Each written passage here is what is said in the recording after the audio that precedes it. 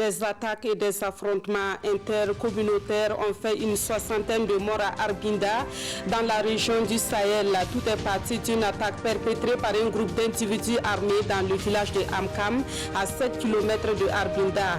Le gouvernement a dépêché 2 de ses membres dans la localité pour rassurer les populations concernant leur sécurité. Dans l'actualité également, la future désignation des chauffeurs routiers, les chauffeurs routiers du Burkina observent un arrêt de travail pour protester contre la future désignation du président de la fête des organisations des transporteurs. Conséquence de ce mouvement d'humeur, de longues files de camions aux entrées et sorties de la capitale. En réaction, les structures organisées des transporteurs se démarquent de ce mouvement qu'elles qualifient d'illégal. Le gouvernement a également réagi au sujet de ce mouvement d'humeur lors du Conseil des ministres de ce jour. En Algérie, Abdelaziz Bouteflika a démissionné du pouvoir, mais les Algériens ne sont pas totalement satisfaits. Ils demandent désormais un changement total du système politique en Algérie. En attendant, des milliers d'Algériens sont sortis dans les rues pour manifester leur choix suite à la démission de Bouteflika. Mesdames, Messieurs, bonsoir. Merci de nous suivre. Cela dit à Arbinda, dans la région du Sahel, 62 personnes ont été tuées, dont 30 dans des affrontements intercommunautaires. 9 autres personnes ont été enlevées par des terroristes. Le ministre de la Défense et celui en charge de l'administration territoriale se sont rendus dans la zone. Il rassure que le gouvernement a pris les mesures nécessaires pour assurer la sécurité des populations. Vous aurez le reportage de Draman Datian au cours de cette édition. Et justement, les violences meurtrières survenues à Arbinda et à Zouaga étaient l'un des sujets sur la table du Conseil des ministres de ce mercredi. L'autre sujet d'actualité évoqué à ce Conseil, c'est le mouvement d'humeur d'une partie des chauffeurs routiers. Et sur la question, le gouvernement a pris des décisions fermes. Il s'agit de la suspension de l'élection de la fêtière des organisations des transporteurs et des mesures sécuritaires pour garantir la fluidité du trafic routier et la disponibilité du carburant. Oscar Soulama et Vincent Tchendrebego. Sur les actes de violence meurtrières qui ont eu lieu à Zouaga, le gouvernement se veut ferme. Les personnes impliquées seront interpellées et présentées à la justice et ils mettent en garde contre toute tentative de résistance. Des dispositions sont prises donc pour appréhender les acteurs donc, de ce qui a été posé comme acte. Quoi qu'il en soit, aujourd'hui, ces personnes-là sont identifiées, elles sont localisées.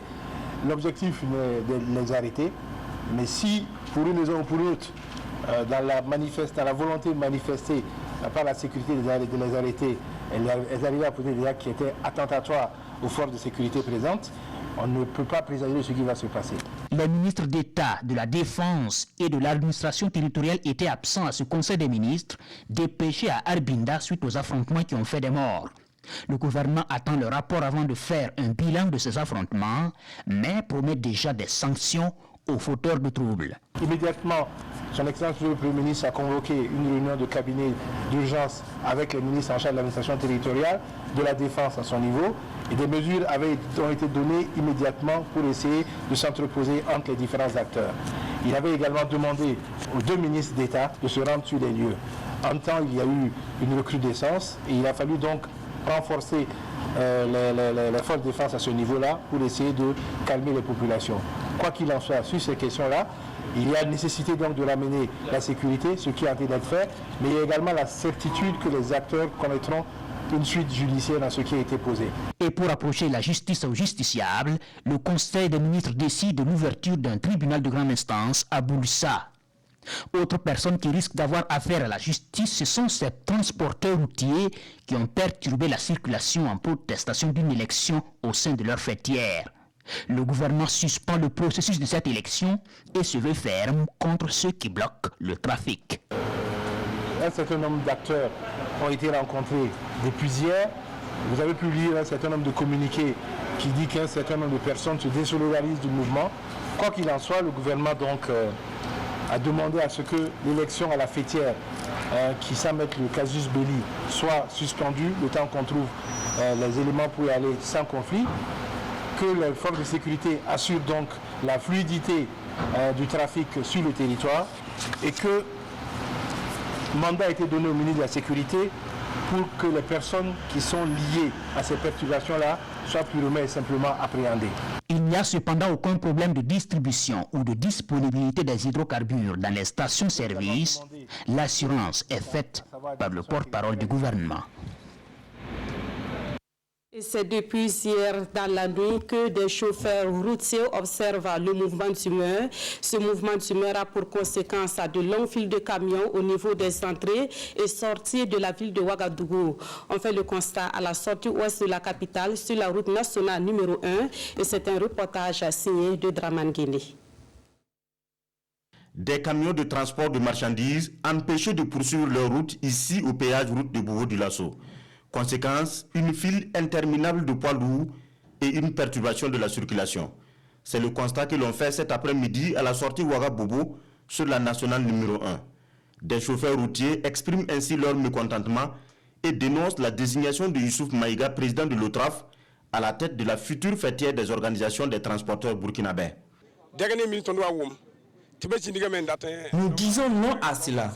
Youssouf Maïga a été président de l'OTRAF. Nous lui avions soumis des doléances en son temps. Des requêtes tendant à réduire la durée du transit à l'étranger qui compliquent notre tâche. Ces requêtes n'ont pas eu de suite favorable et nous étions allés en grève contre lui en 2018. Maintenant, si on nomme cette personne à la tête de toutes les organisations syndicales, quel sera notre sort? Et c'est ce qui nous amène à dire non. Ces chauffeurs routiers disent attendre une réaction favorable du gouvernement avant de lever leur mouvement. Au moment où nous quittions les lieux, le blocus était maintenu, impossible pour tout camion de transport de marchandises de quitter ou de rentrer dans la capitale.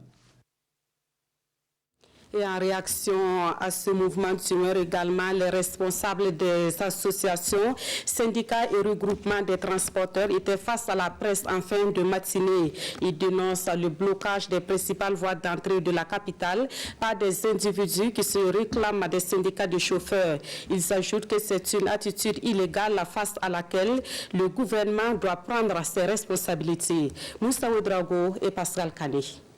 Voilà. La Fédération nationale des transporteurs sort de ses gonds face au blocage des principales voies d'accès de la ville de Ouagadougou depuis hier. Ces responsables des syndicats, associations et regroupements des transporteurs routiers dénoncent cette attitude de certains individus et appellent le gouvernement à prendre ses responsabilités.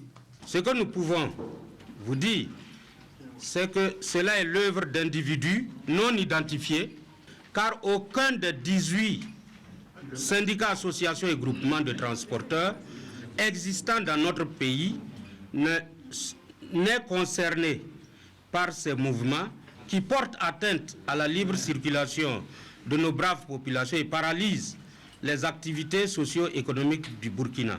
Aussi, par votre voix, nous en appelons à nos autorités afin que ces individus soient mis hors d'état de nuit, radicalement et définitivement, pour le bonheur de tous. Les conférenciers disent ne pas se reconnaître dans ce mouvement d'humeur. Ils ne connaissent même pas les responsables, soutiennent-ils. La seule organisation des chauffeurs qui existe au Burkina était en réunion à la Caisse nationale de sécurité sociale. Les vrais responsables de cette organisation, du moins les individus en question, étaient en train de bloquer les voies. Même s'ils veulent manifester, vous êtes des journalistes, vous savez qu'il y a quand même une procédure en matière de droit de manifester. La fédération appelle donc les chauffeurs professionnels et de bonne foi à se démarquer de ce mouvement. Autre point de l'actualité, et nous repartons au palais de Kosiam où le président du Faso a reçu l'ancien premier ministre britannique Tony Blair. Il est aujourd'hui le fondateur de l'Institut pour le changement planétaire et dit être disposé à accompagner le Burkina Faso et les pays du G5 Sahel face aux défis sécuritaires. Le président du Faso a également reçu la directrice générale de la Banque africaine de développement. Le point avec Oscar Soulama et Vincent.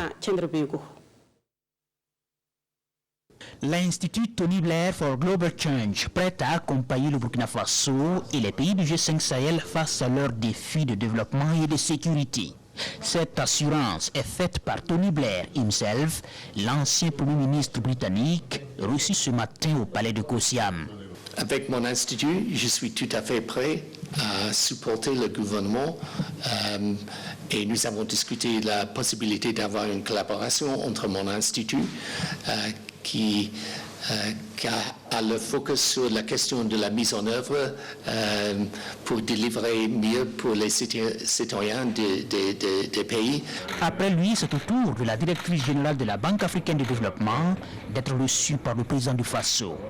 Il a été question de faire le point de sa visite de travail au Burkina Faso, ainsi que d'autres chantiers d'infrastructure qui devraient démarrer incessamment.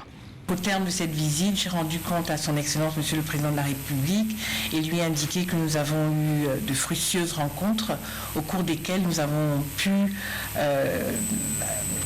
discuter de toutes les problématiques de la mise en œuvre de ces projets et surtout arrêter un plan d'action qui nous permet d'envisager dans un avenir imminent la mise en œuvre de ces projets. Je voudrais parler notamment du projet de route de Fada où nous espérons que d'ici, j'ai envie de dire la fin du monde, mais ce serait un engagement vraiment mutuel. Nous espérons que d'ici très peu de temps, nous serons en mesure de procéder au lancement de ces travaux après que les différentes étapes préliminaires aient eu lieu. Cette délégation de la BAD se dit satisfaite de la conduite de ces différents projets avec le Burkina Faso et espère voir les prochains chantiers se réaliser le plus rapidement possible et dans les meilleures conditions. Les opportunités d'affaires entre les entreprises de la Chine et celles du Burkina Faso, c'est le sujet qui réunit à Ouagadougou des chefs d'entreprise des deux pays à l'initiative de la Société Générale Burkina Faso. Thème central de cette rencontre, les entreprises chinoises et la Société Générale Burkina Faso au service du développement économique. Amadou Iliboudo et Maxime Zongo. Par cette initiative, les responsables d'entreprises des deux pays se donnent ainsi l'occasion pour explorer dans les détails les besoins et les opportunités d'affaires.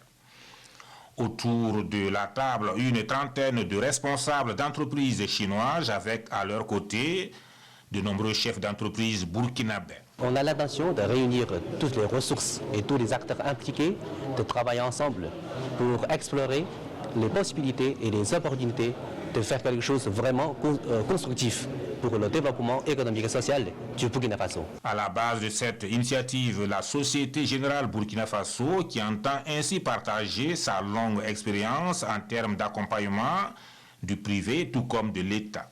Et la table ronde d'aujourd'hui est véritablement un exemple concret de ce que nous savons faire, c'est mettre les acteurs, tant État, mais aussi ces pays contributeurs donc, en infrastructure et les banques. Beaucoup de chantiers ont été ouverts et nous sommes en tout cas à la recherche de partenaires fiables et crédibles tels que les entreprises chinoises qui sont là aujourd'hui pour pouvoir en tout cas atteindre l'ambition affichée dans le PNDS. Ces panels qui seront animés par des membres du gouvernement et des personnes ressources permettront de mieux comprendre les besoins des entreprises et de l'État, notamment dans les secteurs prioritaires du PNDS.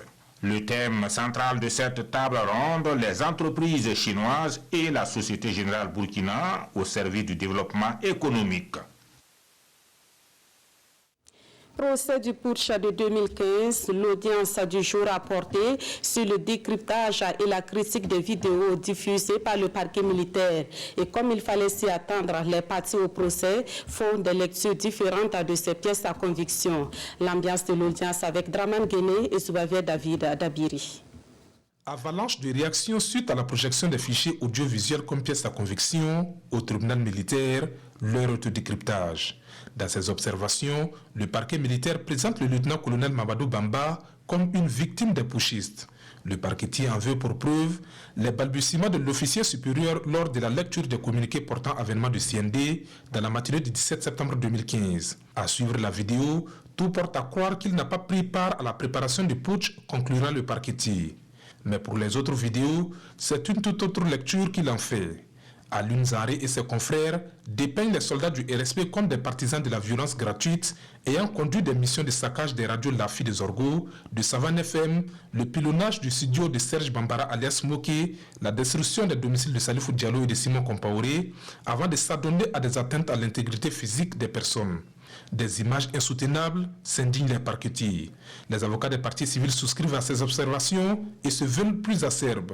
Pour Maître Prosper Farama, ce sont des actes terroristes inhumains perpétrés par des escadrons de la terreur.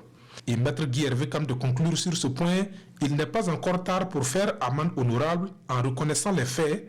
Le pardon se mérite. Loin de s'inscrire dans cette vision des choses, les avocats de la défense dénoncent une cabale contre le RSPI. Maître Régis Bonkongo soutient que dans les vidéos, l'on a vu des gens ériger des barricades armés de pierres et de barres de fer et qui s'en prenaient aux soldats du RSP avant de s'interroger. Monsieur le Président, est-ce qu'ils sont devant votre juridiction? Est-ce que la violence était dans un seul camp? Et un long murmure de réprobation traverse la salle, mais pas de quoi déstabiliser l'auxiliaire de justice. Pour Maître Alexandre Sandouidi, les avocats des partis civils veulent tout simplement faire participer l'opinion publique à ce jugement. Sinon, les vidéos n'apportent rien de nouveau à la compréhension du dossier. Ces observations suscitent plusieurs réactions de part et d'autre et aboutissent à un incident, le parquet militaire ayant traité certains avocats de la défense d'absentéistes qui retardent la procédure et obligés de justifier leurs honoraires en s'érigeant parfois contre des évidences. Excuses présentées, incident clos, un autre film d'environ 1h20 présenté comme pièce à conviction est projeté. L'audience reprend ce vendredi 5 avril 2019 à 9h au tribunal militaire de Ouagadougou. On en vient à la principale information de cette édition à Arbinda, dans la région du Sahel. 62 personnes ont été tuées, dont 30 dans des affrontements intercommunautaires. 9 autres personnes ont été enlevées par des terroristes. Le ministre de la Défense et celui en charge de l'administration territoriale se sont rendus dans la zone. Ils rassurent que le gouvernement a pris les mesures nécessaires pour garantir la sécurité des populations. Le reportage de Dramanda. Arbinda en deuil, 62 morts. À l'origine, une attaque terroriste, suivie de violents affrontements intercommunautaires. La nation est sous le choc. Il y a eu 62 décès, effectivement.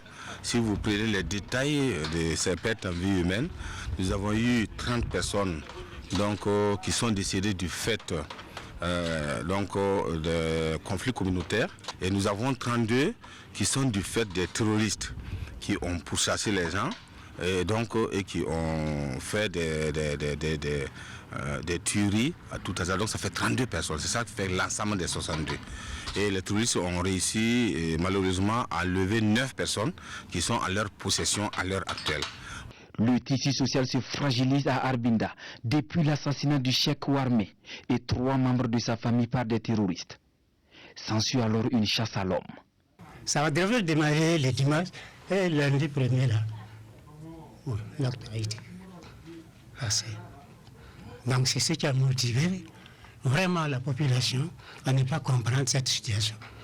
Tout en accusant pour les proches qui sont à côté, peut-être que ce sont eux, puisque nous avons vécu des situations pareilles.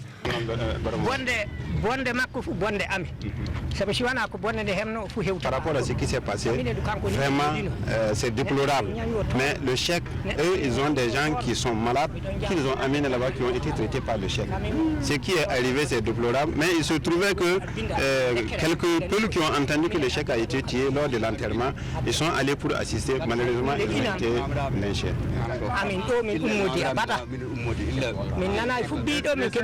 Le gouvernement est là pour baisser le mercure.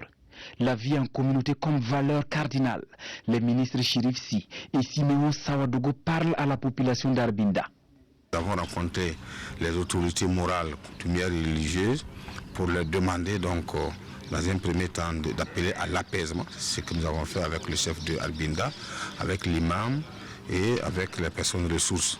La volonté du gouvernement, c'est de faire en sorte que ces terroristes-là n'aient pas raison. Donc ce n'est pas en faisant en sorte que les populations quittent les villages, qui peut être une solution.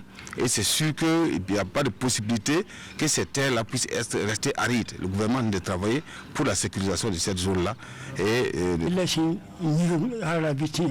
Avant l'arrivée des membres du gouvernement, j'étais inquiet à cause de la situation que ma communauté vient de vivre. Merci au gouvernement d'être à notre chevet.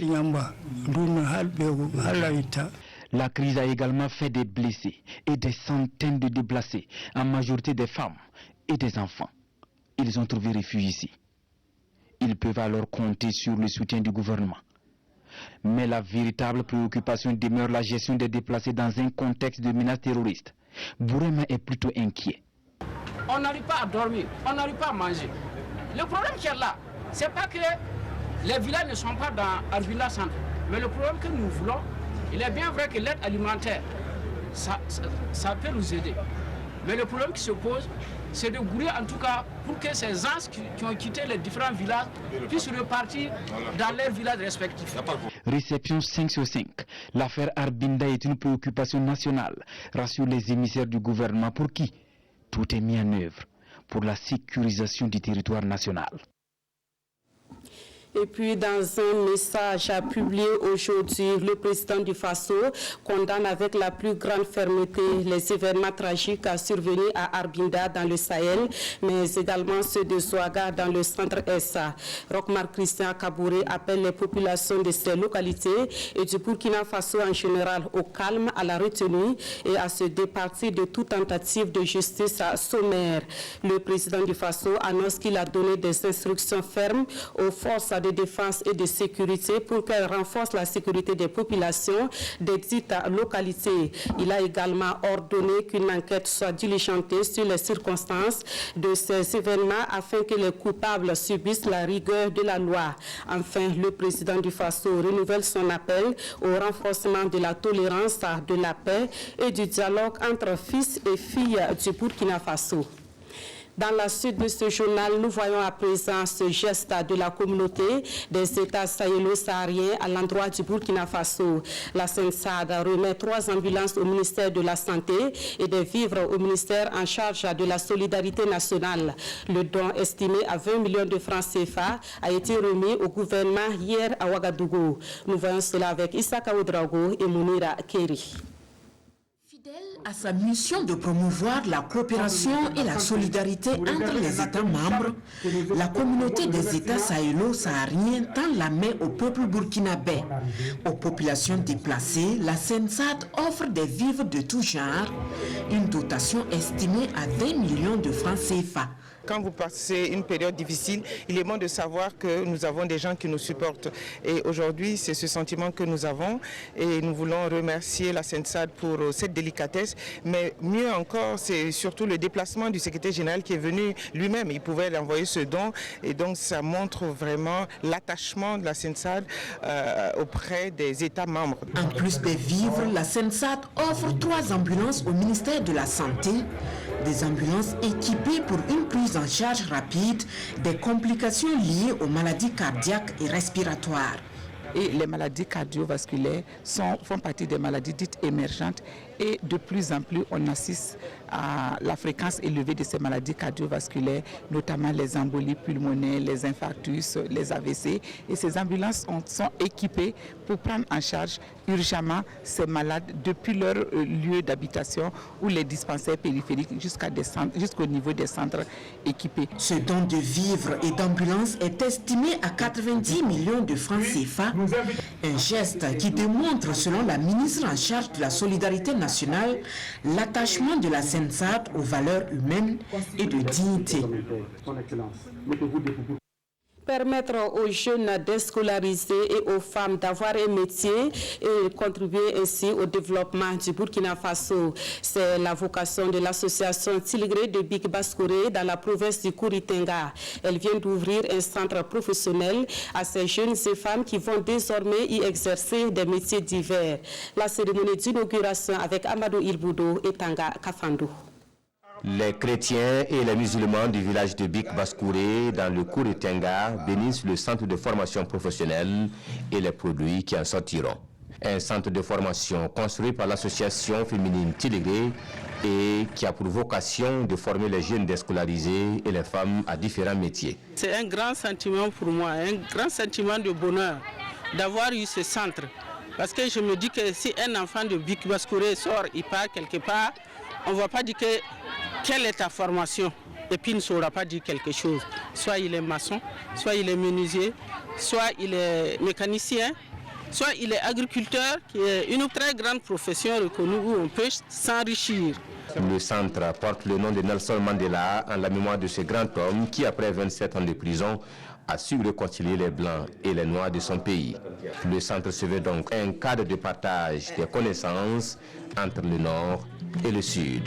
Et c'est la doyenne Béatrice Damiba qui a été choisie comme marraine de la cérémonie, une marraine qui a su donner des conseils à ses filles. J'ai voulu aussi marquer concrètement mon soutien à l'initiatrice de cette association, je vais dire Madame Sanouidi, Augustine, qui est une femme battante, engagée auprès des femmes, qui n'a ménagé aucun effort pour mobiliser des amis, y compris hors du Burkina Faso, pour venir jusqu'à Bik Baskouré ici, aider les femmes. Le centre Nelson Mandela vient s'ajouter à d'autres réalisations de l'association, au titre desquelles l'école du village, le jardin scolaire, le jardin des femmes et le moulin au profit des femmes.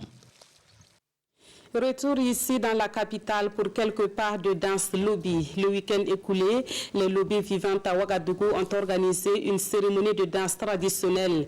Le but est de promouvoir la culture lobby, mais c'est également une opportunité pour magnifier la fraternité et la cohésion qui existe au sein de cette ethnie du Burkina Faso. Oscar Soulama, Inijanine Kambire et Tanga Kafando. La troupe Gingermain International en pleine démonstration.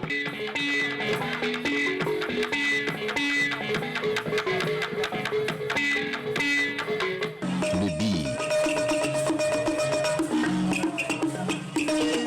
le bou,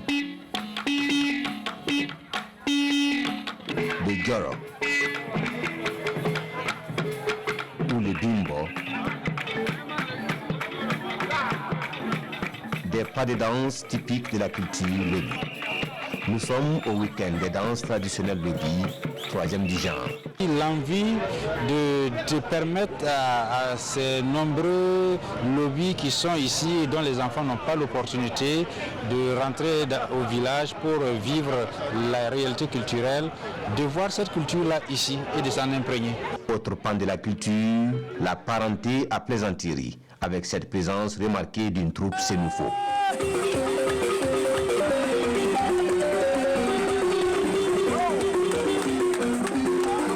Quand je vois les enfants, les grandes personnes, les autorités autour de cette fête, moi je suis ému.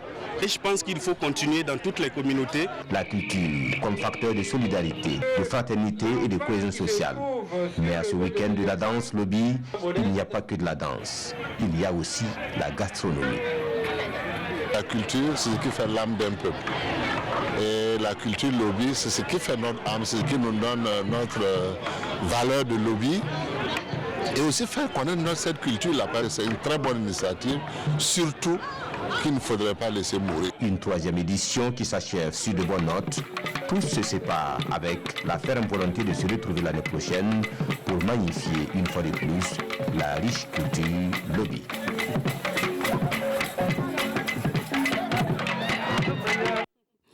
Il arrive à la tête de la nationale de l'électricité dans un contexte où les attentes des consommateurs sont nombreuses. Le nouveau directeur général de la Sonabel a pris fonction ce 3 avril. Baba Ahmed Koulibaly est un ancien de la boîte. C'est donc un homme averti sur les défis à relever à la tête de la Sonabel. La cérémonie de son installation dans ce compte rendu de Issa Kafando et Maïmouna Traouri. La Société nationale d'électricité du Burkina a désormais pour directeur général Baba Ahmed Koulibaly. Engagé dans la société en 1995 comme électromécanicien, il y a occupé plusieurs postes de responsabilité, dont celui de directeur de la production pendant 4 ans. Il était jusque-là conseiller technique du directeur général sortant. C'est donc un homme averti et conscient des défis à relever qui s'installe à la tête de la Sonabel. Il y a notamment le mix énergétique. Donc là, c'est un grand défi à relever. Il y a aussi le défi de l'extension des réseaux de transport et de distribution. en vue d'atteindre le maximum de population. Il y a aussi le défi de l'amélioration de la qualité de services fournis par la SONABEL. Les attentes des populations en termes de disponibilité, d'accessibilité, de qualité et de coût de l'électricité sont grandes. Et le directeur général sortant invite l'ensemble des travailleurs à accompagner M. Koulibaly dans ses missions et pour la satisfaction de la clientèle. Je voudrais d'abord le féliciter d'avoir été brillamment nommé à ce poste et souhaiter que le personnel puisse l'accompagner pour qu'il puisse remplir sa mission. Je le connais, je sais qu'il a les compétences, il a les bagages nécessaires pour remplir la mission et il a besoin du soutien de tout le monde. Après 39 ans de service, dont 5 ans comme directeur général, François Dessal Ouedraogo est appelé à faire valoir ses droits à la retraite. À l'étranger, Abdelaziz Bouteflika a démissionné, mais les Algériens attendent encore plus. Tout en manifestant leur joie pour cette première victoire, les Algériens veulent désormais un changement total du système politique dans leur pays. Célébration dans les rues d'Alger. Drapeau, musique, feu d'artifice, cette fois-ci, les Algériens y croient. À Alger, 1 million d'entre eux ont accueilli les nouvelles de la démission du président algérien Abdelaziz Bouteflika avec joie et soulagement après 6 semaines de contestation pacifique et les pressions exercées par l'armée. Les Algériens se réveillent donc pour la première fois depuis 20 ans sans Bouteflika à la tête du pays. Mais ils ont un autre objectif en tête et ne se contenteront pas du départ d'un seul homme. Si on va se contenter par la chute d'un individu, on n'ira pas très loin. Notre combat réel, c'est d'avoir un état de droit, un état d'institution, un état démocrate sous une nouvelle ère, une deuxième république avec une souveraineté populaire réelle. Ce que nous attendons, c'est le jour où M. Bouteflika et toute sa famille et ses amis seront arrêtés. Bouteflika, qui en février entendait encore briguer un 5e mandat, donc avisé officiellement mardi soir le Conseil constitutionnel de la fin de son mandat de président de la République. Quelques heures avant, le chef d'état-major, Ahmed Gaïd Salah, qui avait déjà demandé sa démission, avait réuni tous les plus hauts gradés de l'armée. C'est désormais Abdelkader Ben Salah, 77 ans, président du Conseil de la Nation, chambre haute du Parlement, qui assure l'intérim. Il est chargé d'organiser une élection présidentielle dans un délai maximum de 90 jours. Et c'est la fin de ce journal. Merci de l'avoir suivi. Ruth Bini Ouattara vous retrouve à 22h30 pour la dernière édition de la soirée. Merci de votre fidélité à la RTV.